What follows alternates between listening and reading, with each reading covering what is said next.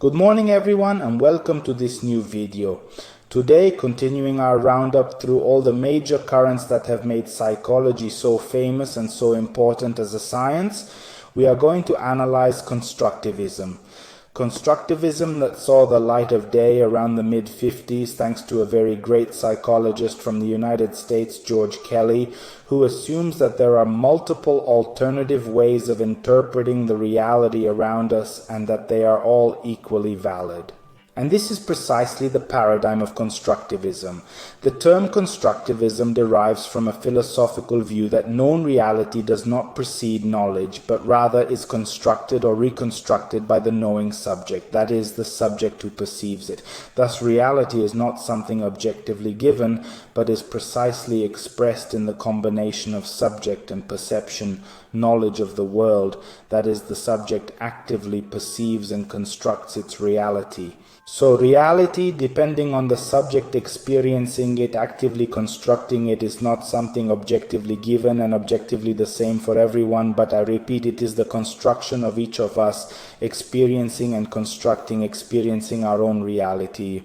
Nowadays, this position might seem quite obvious to us. However, if we imagine the period in which it was born, so around the mid-50s, when there were other currents that dominated psychological thought, think for example of behaviorism, where the subject had absolutely no active role but was simply responding to the stimulus-response pair and therefore subjected to a stimulus reacted in some way, Kelly contrasts instead this vision of man seen as a scientist and therefore as a person who experiences his own reality firsthand.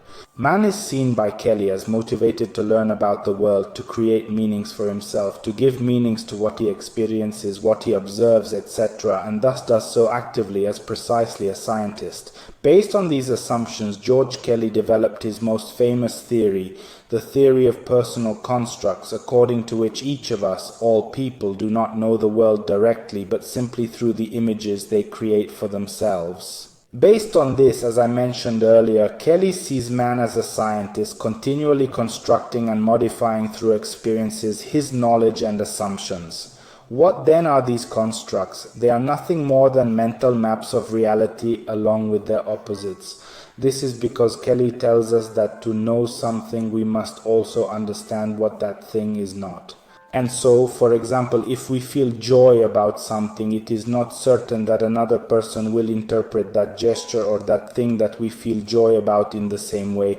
This will in fact depend on the personal interpretation we give to feeling good or feeling bad with respect to an emotional state. In other words, this theory of personal constructs suggests to us how people develop these personal constructs precisely to understand and give an explanation for how the world works.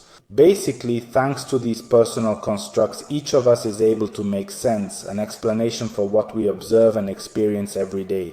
When this constructivist perspective was born thanks to Kelly in the 50s, it contrasted with what were the most important theories of the time, as we mentioned earlier, already behaviorism, but also psychodynamic theories, then psychoanalysis.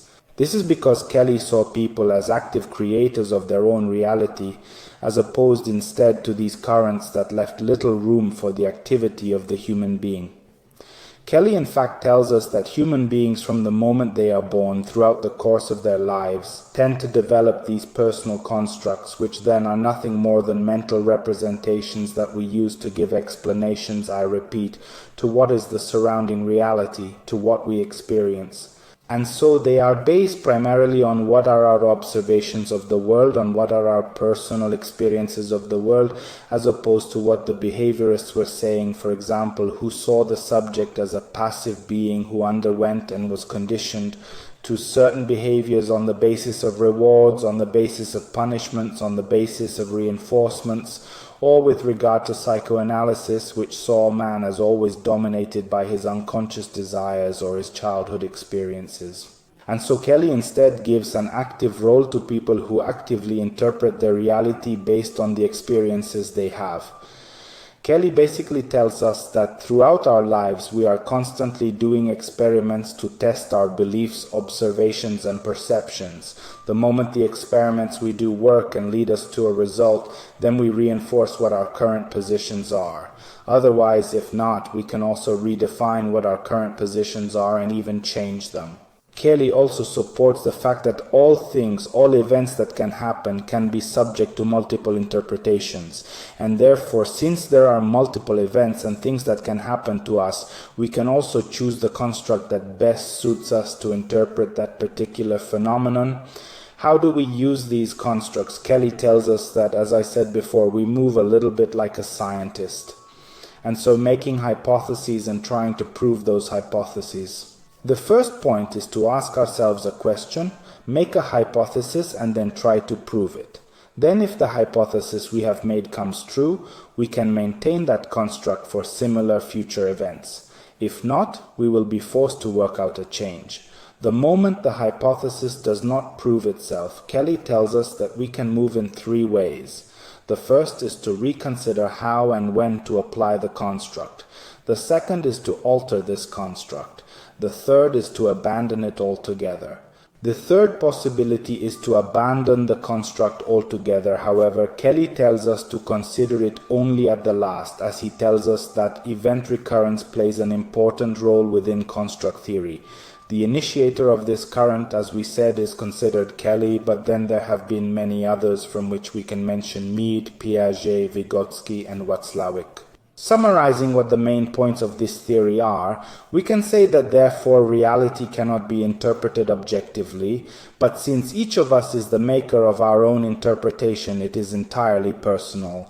Reality, therefore, each of us constructs it by experiencing it and then builds cognitive maps that we need precisely to make sense, meaning, and interpretation of reality itself. So we basically know the world through a construction of concepts and categories that organize it. In part, we then adapt these categories and concepts to make them compatible with those of others. Then in this operation of mediating and treating also to what are the concepts and categorizations of others, we are supported, helped, but also limited by the cultural tools we have at our disposal. Knowledge, however, is individual, so meaning cannot be completely shared with the other. Also because experience is personal, but in communication with the other, then we look for commonalities to also go to the possibility of common experience. In terms of practical applications, constructivism, especially in learning, has great significance. In fact, from a study point of view, constructivism tells us that knowledge must come through the construction of representational schemas. What does learning mean? It means trying to introduce new information to pre-existing schemas, that is, to schemas that are already part of the student's cultural background. In the school setting, this translates into a kind of negotiation that the pupil has to do with his or her peers, and especially with the teacher, in order to learn new information to insert into these already pre-existing schemas. At this point, the role of the teacher must change in meaning, not least because he or she must no longer be seen as one who merely transfers information, but must collaborate with students in an active way so that the information finds correspondence with these already pre-existing patterns. How then can this be translated into practice? Through the use of questions that do not have to have predetermined answers, but instead must aid and encourage this process of meaning-making.